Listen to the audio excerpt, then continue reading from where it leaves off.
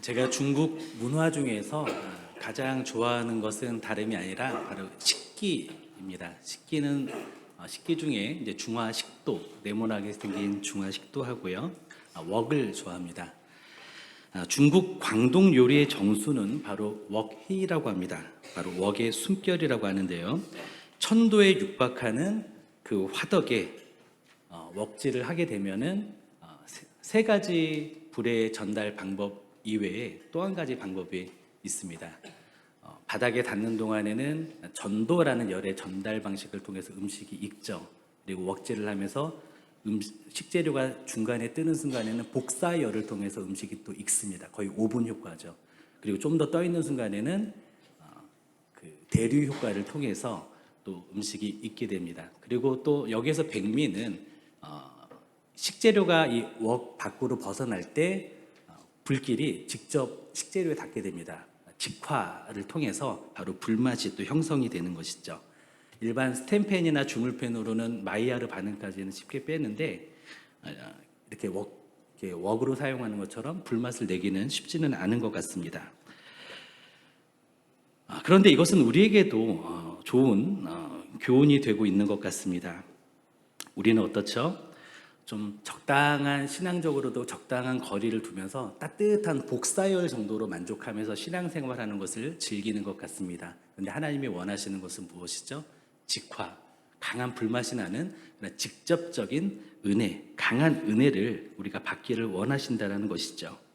오늘 본문에 보니까 예수님께서 제자들에게 갈릴리 호수라는 거대한 웍 안으로 보내시는 모습을 볼 수가 있습니다. 왜냐하면 제자들은 머리로만 예수님을 알고 있었는데 이 머리로만 알고 있는 믿음은 반쪽 믿음이었기 때문에 그렇습니다. 이들에게 정말 필요한 것은 무엇이냐? 절박한 믿음. 정말 내 생명을 걸고 오직 생명이 주님께만 있음을 알고 매달리는 그런 절박한 믿음이 필요했습니다. 그래서 절박한 접촉을 통해서, 생존을 위한 절박한 접촉을 통해서 뼈저린 확신을 갖게 하시도록 주님께서는 제자들을 갈릴리 바다로 가게 하십니다. 우리는 여전히 안전한 거리, 따뜻함을 선호합니다. 그런데 주님은 우리에게도 무엇을 원하시냐면 입술의 고백을 넘어서 실제로 주님을 우리의 손끝으로 만지는 그러한 체험적인, 그리고 경험적인, 전인격적인 믿음을 요구하신다는 것입니다.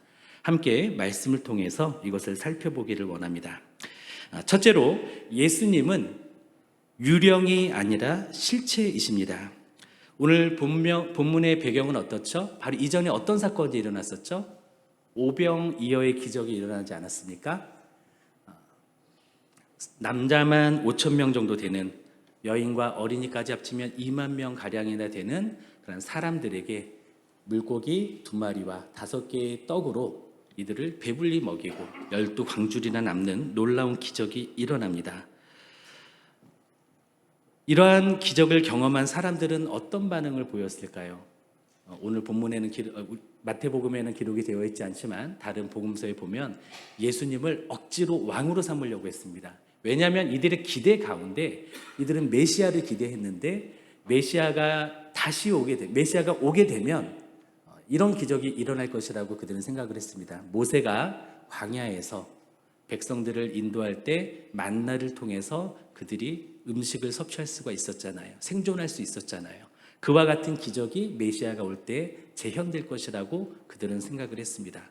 그런데 오병이어의 기적이 잔디 위에서 놀라운 만찬으로, 풍성한 만찬으로 일어나게 됩니다. 그러자 사람들은 예수님을 왕으로 삼으려고 했습니다. 예수님은 어떻게 대처하셨을까요? 사람들을 흩으십니다. 무리들을 보내십니다. 그리고 그들을 흩으시는 동안에 제자들을 재촉해서 배를 타고 갈릴리 바다 건너편으로 가게 하십니다. 그리고 주님은 홀로 기도의 자리로 나아가시게 되죠. 예수님은 그전에도 홀로 기도의 시간을 갖고자 했지만 무리들이 계속 찾아왔기 때문에 그것이 어려웠죠. 그런데 이번에는 무리들을 흩으시고 또 제자들을 보내시는 상황 가운데서 홀로 기도의 시간을 갖습니다. 뭐 여러 가지 의미가 있겠죠. 하나님과 독대하는 시간을 갖기 위해서, 그리고 이제 예루살렘으로 향하셔서 십자가를 지게 되실 터인데, 또 그러한 중요한 순간에 백성들은 예수님을 왕으로 삼고자 하는 그런 유혹을 했습니다. 이 모든 것들을 주님께서 뿌리치고 또 주님께서 원하시는 그 길을 걷기 위해서 이와 같이 했던 것이죠. 우리 시선을 제자들에게로 돌려보겠습니다. 제자들은 배를 타고 이제 갈릴리 바다로 갔습니다. 그런데 갑자기 날씨가 험악해졌습니다. 그리고 물결이 거세졌습니다. 배가 제대로 가누지 못할 정도로 큰 곤욕을 치르게 됩니다. 그리고 이때는 약 새벽 3시 정도 되는 아주 깜깜하고 어두운 시간이었습니다. 빛도 없고 물결은 거세고 배의 물은 들이치고 있고, 오늘 본문에 있는 그런 표현을 원어적으로 보면은 배가 물결에 의해서 고문받는 듯한, 그리고 그 배 안에 있는 사람은 정말 고통받는 그런 모습으로 묘사되어 있습니다. 제자들은 이제 죽었구나. 이전에는 예수님께서 같이 배 안에라도 타셨는데 이제는 예수님이 배 안에 안 계시고 우리들만 있으니 죽겠구나라고 생각을 했습니다. 그때 이 절망의 순간에 예수님께서 물 위를 걸어서 그들에게로 다가오십니다. 그런데 예수님의 다가오심을 본 제자들의 반응은 무엇이었을까요? 우리 14장 26절을 함께 보시겠습니다. 제자들이 그가 바다 위로 걸어오심을 보고 놀라 유령이라 하며 무서워하여 소리 지르거늘. 아멘. 예수님이 물 위로 걸어오시는데 유령이다 라고 놀랍니다. 오히려 더욱 두려워하게 됩니다. 당시의 문화를 우리가 이해할 필요가 있는데요. 1세기의 사람들은 물은 바로 악한 세력이 거하는 장소로 이해가 되었습니다. 그러니까 그 물 안에 악령이나 악의 실체가 있다라고 사람들은 생각을 했었죠. 또 그들의 인생의 경험상 물 위를 걷는 사람을 한 번도 본 적이 없었기 때문에 물 위를 걷는 예수님을 보았음에도 불구하고 유령이라고 그렇게 두려워했던 것입니다. 그런데 그 이전에 이들은 무엇을 경험했었죠? 예수님의 신적인 권능과 권위를 경험했습니다. 오병이어의 기적을 통해서 하나님만이 하실 수 있는 일을 경험을 했습니다. 그런데 그때 경험했던 예수님에 대한 그러한 기억과 또 예수님에 대한 그런 경외심을 까마득하게 잃어버리고 이제 예수님을 유령으로 대하고 있는 것입니다. 이때 예수님은 무엇이라 말씀하십니까? 우리 27절 말씀을 함께 읽겠습니다. 예수께서 즉시 이르시되 안심하라 나니 두려워 말라. 아멘. 여기서 나니라는 표현이 되게 중요한데요. 이것은 영어 표현으로 보면 It's me 이 의미가 아닙니다. 오히려 출애굽기에 나오는 나는 스스로 있는 자니라. I am who I am. 바로 이 의미인 것이죠. 모세에게 계시하신 나는 여호와다, 나는 스스로 있는 자니라, 이 말씀처럼 예수님께서 나다, 그러니까 안심하라 이렇게 말씀하시는 것입니다. 어떤 의미입니까? 지금 물결이 거세게 일어나면서 이 안에서 혼란과 공포와 두려움을 느끼고 있는 제자들에게 나다, 내가 이 바다를 만들고 천지를 만든 창조주다, 내가 이 물 위에 서 있으니 내 발 아래에서 이 물결은 잠잠해질 것이다, 내가 통제할 것이다, 그러니 안심하라 라고 말씀하신 것입니다. 자연의 법칙을 초월하여 통치하시는 여호와 하나님으로서, 삼위일체의 하나님으로서 예수님은 자신을 계시하고 계시는 중인 것입니다. 예수님은 혼돈보다 크십니다. 바다보다 크십니다. 물결보다 강하십니다. 제자들은 지금 이러한 혼돈과 이러한 공포를 겪고 있지만 그러한 혼돈과 공포보다 거대하신 주님께서 안심시켜 주시는 것이죠.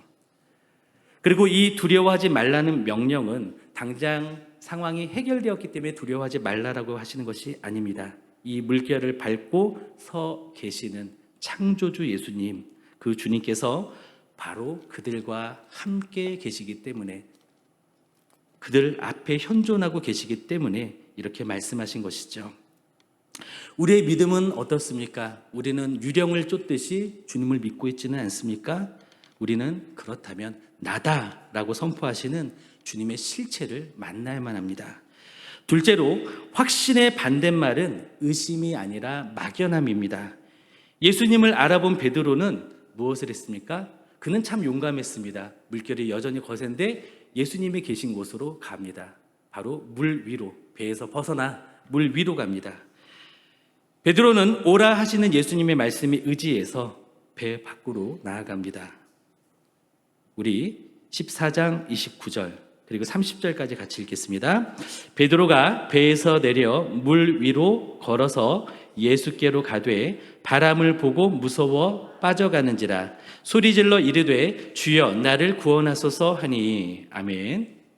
베드로는 용감하게 담대하게 주님께서 오라 하시는 그 말씀을 듣고 배에서 벗어나 공포스러운 물 위로 나아갑니다. 그는 물 위를 걸어서 주님께로 갔습니다. 그런데 어떤 상황이 벌어졌죠? 그의 시선이 예수님에게서 물결로 향하게 되었습니다. 그러자 바로 그는 물에 가라앉기 시작합니다.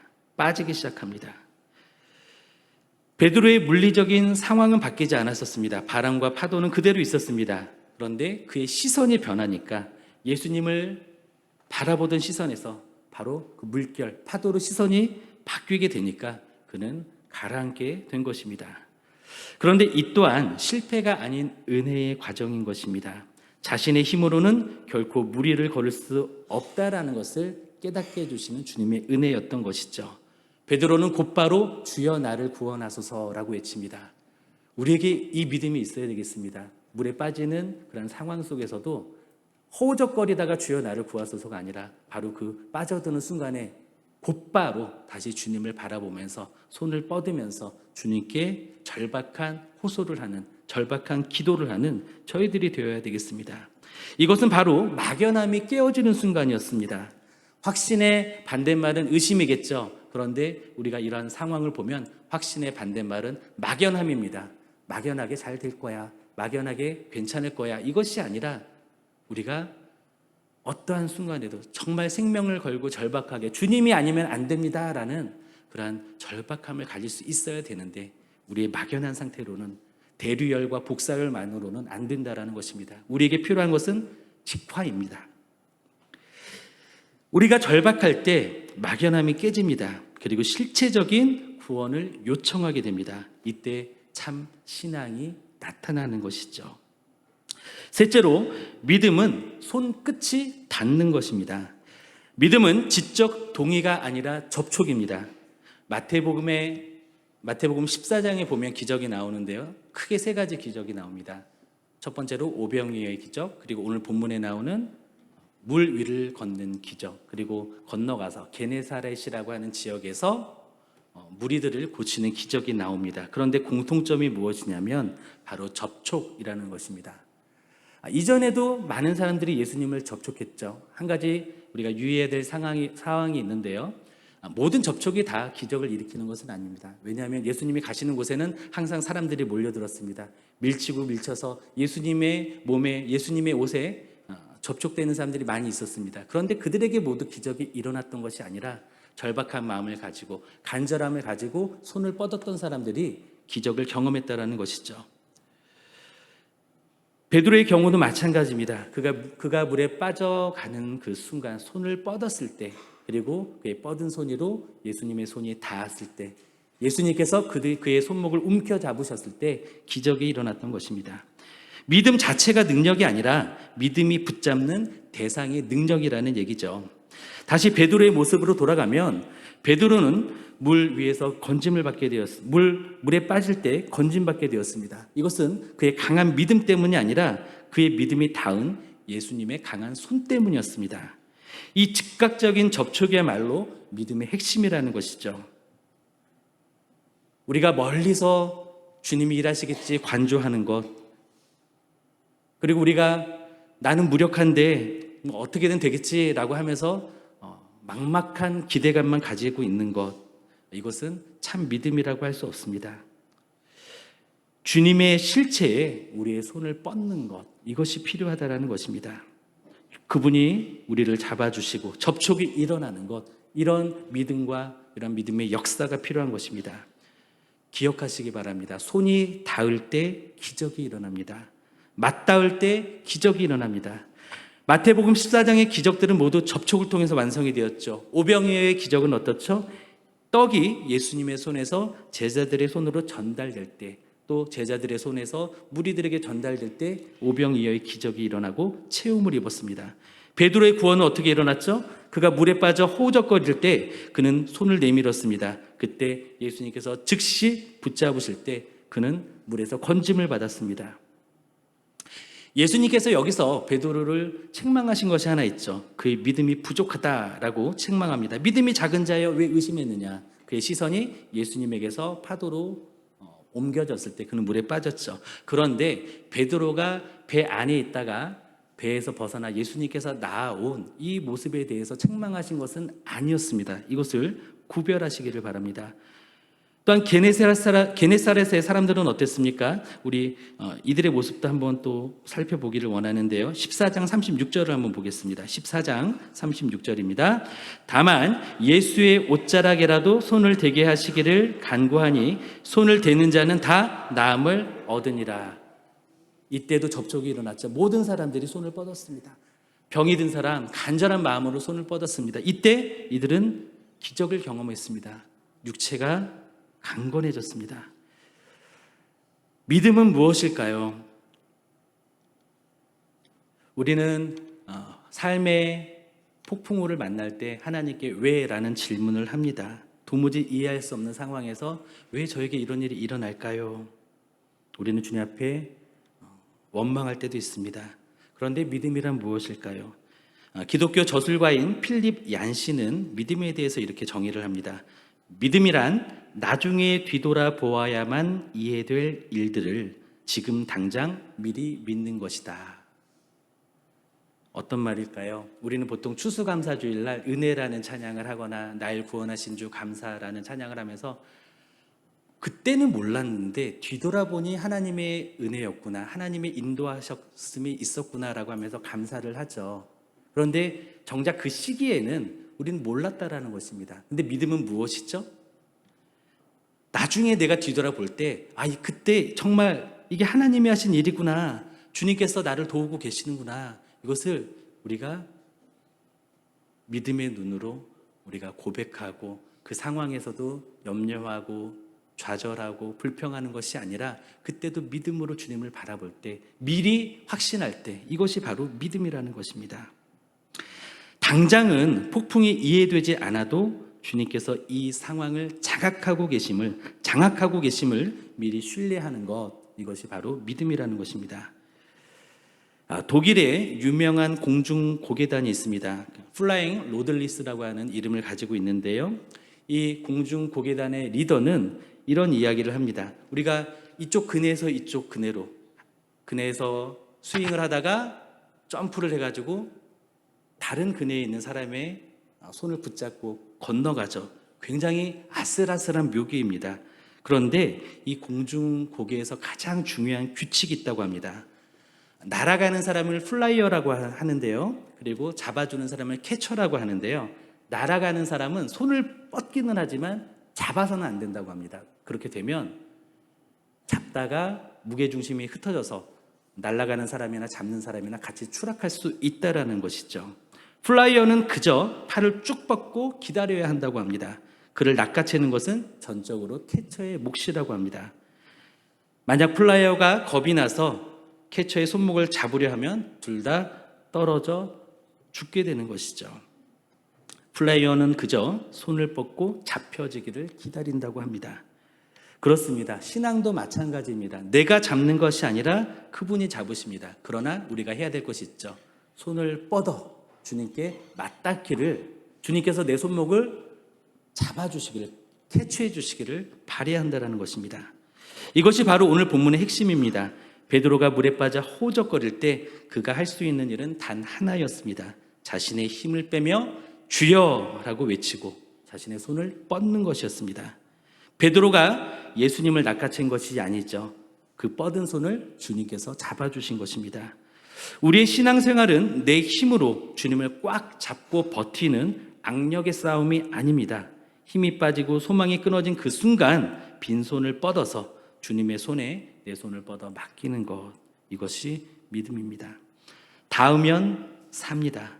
우리는 때로는 인생의 어두운 밤, 폭풍우 치는 바다 한가운데 홀로 남겨진 것처럼 고독하고 무섭고 또 암울한 그런 시기를 맞이하기도 합니다.